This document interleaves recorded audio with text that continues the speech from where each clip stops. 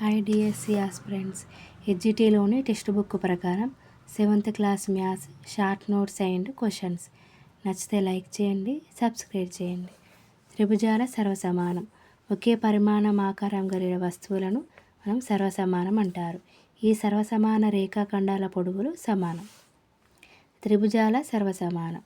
రెండు త్రిభుజాలు సర్వసమానమైతే వాటి యొక్క సదృశ భుజాలు, సదృశ కోణాలు సమానం. భుజము భుజము భుజము. త్రిభుజం యొక్క 3 భుజాల కొలతలు తెలిస్తే మనం సర్వసమానమైన త్రిభుజాలను గీయగలము.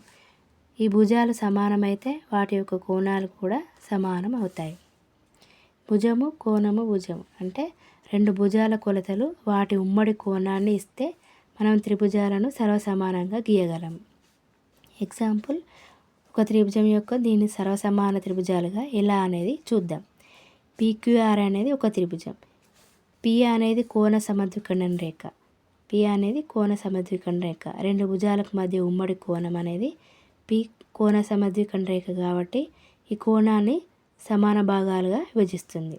కాబట్టి 2 భుజాలు సమానమైతే వాటి ఎదురుగా ఉన్న కోణాలు కూడా సమానం. కాబట్టి ఈ కోణం సమానం.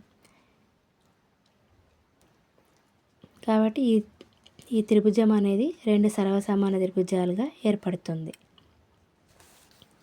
కోణము భుజము కోణము. 2 త్రిభుజాల్లో ఒక భుజం యొక్క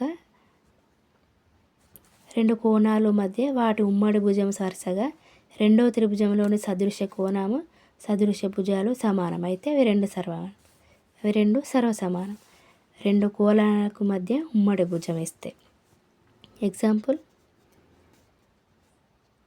కోణం BAD, కోణం ACD, కోణం CAD. ఈ 2 కోణాలు సమానం.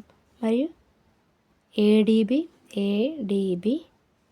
ADC ఈ 2 కోణాలు సమానం. మరియు 2 భుజాలు సమానం. 2 భుజాలకు ఎదురుగా ఉన్న కోణాలు సమానం కాబట్టి ఇది ఉమ్మడి భుజము, 2 భుజాలు సమానం. ఈ త్రిభుజం యొక్క 2 భుజాలు సమానం. సమాన భుజాలకు ఎదురుగా ఉన్న కోణాలు సమానం కాబట్టి ఈ త్రిభుజం అనేది 2 సర్వసమాన త్రిభుజాలను ఏర్పరుస్తుంది. లంబకోణము కర్ణము భుజము. లంబకోణ త్రిభుజంలో ABBC కొలతలు 2 భుజాల కొలతలు తెలిసినప్పుడు లేదా ఒక కోణము ఒక భుజం కొలతలు తెలిసినప్పుడు ఇవి 2 అనేవి త్రిభుజాలు ఏకైకంగా ఉంటాయి. లేదా BC అనే భుజము లేదా కర్ణం AC కొలతలు తెలిసినప్పుడు లేదా AB లేదా కర్ణం AC కొలతలు తెలిసినప్పుడు లంబకోణము కర్ణము భుజం అనే సర్వసమాన నియమాన్ని ఇస్తాయి. త్రిభుజాల నిర్మాణాలు. త్రిభుజం నిర్మించడానికి 3 స్వతంత్ర కొలతలు అవసరమవుతాయి. 1 3 భుజాల కొలతలు లేదా 2 భుజాలు వాటి మధ్య కోణం ఇచ్చినప్పుడు. 2 భుజాలు వాటి మధ్య లేని కోణం ఇచ్చినప్పుడు. 4th 2 కోణాలు మరియు వాటి మధ్య భుజం కొలతలు ఇచ్చినప్పుడు. 5th లంబకోణ త్రిభుజంలో కర్ణము భుజము ఇచ్చినప్పుడు.